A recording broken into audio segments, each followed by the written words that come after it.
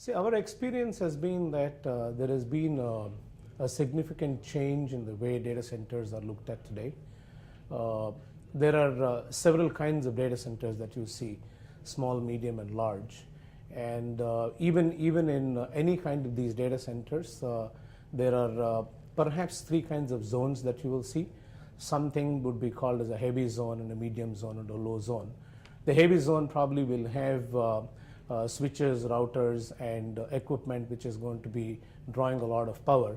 And the medium zones will have equipment which is probably drawing lesser power. And the lower zones will have data and servers and network equipment which draws lesser power, right? And so the importance has to be given to all the three while looking at what becomes crucial and critical for the heavy zone data center kind of a situation. The cloud computing in effect is also in the data center itself, because cloud computing is perhaps a consolidation of various requirements of many people in one central location.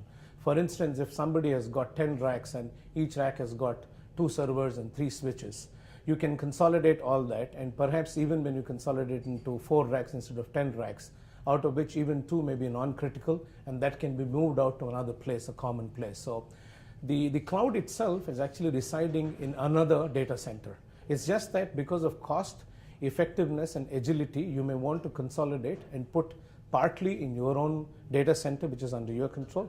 Maybe serious issues or security issues that are there, you can retain in your data center. The balance, which is non-critical, you can move into a cloud. Basically, a cloud means something which is invisible to you, something which is high above you. But they are also residing actually in data centers, which the ISPs and third parties build and help maintain for you. One of the challenges that we have found is that some of the people that we have worked with, and our experience has been that none of them actually are really running true large data centers. Telecom rooms, which have anywhere between 1 rack to 10 racks or maybe 20-30 cabinets, are called as data centers. And these are used for various purposes. It could be for the entire enterprise and also number crunching, and also for the entire office to run in, and and a whole lot of data is served inside there. The challenges that we've seen is that they are not able to, one, scale their operations. It is not sustainable even if they were to do that, and there is no consistency in maintaining their data.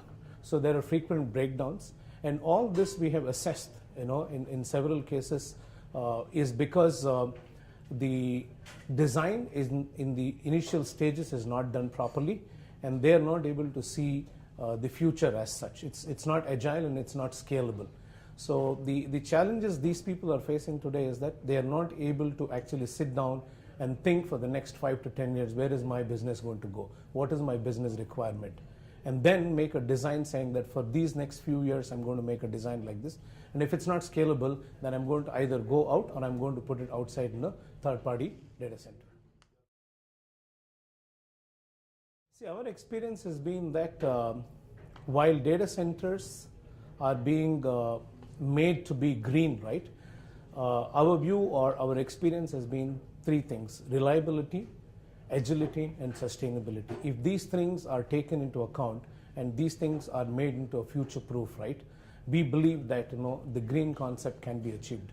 This can also be the reason that there is a high amount of social responsibility that comes in. So when you address all these 3 things, reliability, availability, or sustainability, and agility, we bring down power costs significantly. And using less power or consuming less power is also a very, very major step towards going green.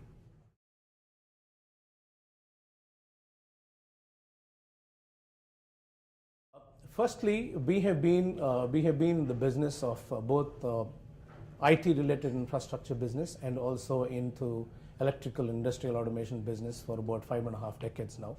Over the 5.5 decades, we have actually picked up a lot of experience, and we've got a lot of exposure on how to work with different kinds of technology leaders.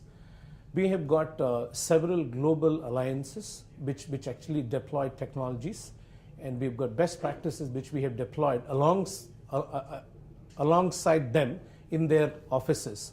And these white papers is what we take.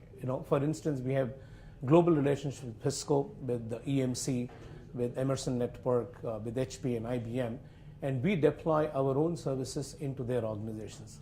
We've also started a concept called as UPI, which actually stands for Unified Physical Infrastructure. And as a concept, we have derived what are the essentials that go into bringing in the UPI fabric, and why is it that you need to have a unified physical infrastructure when you put all these other elements into the into the business running aspect.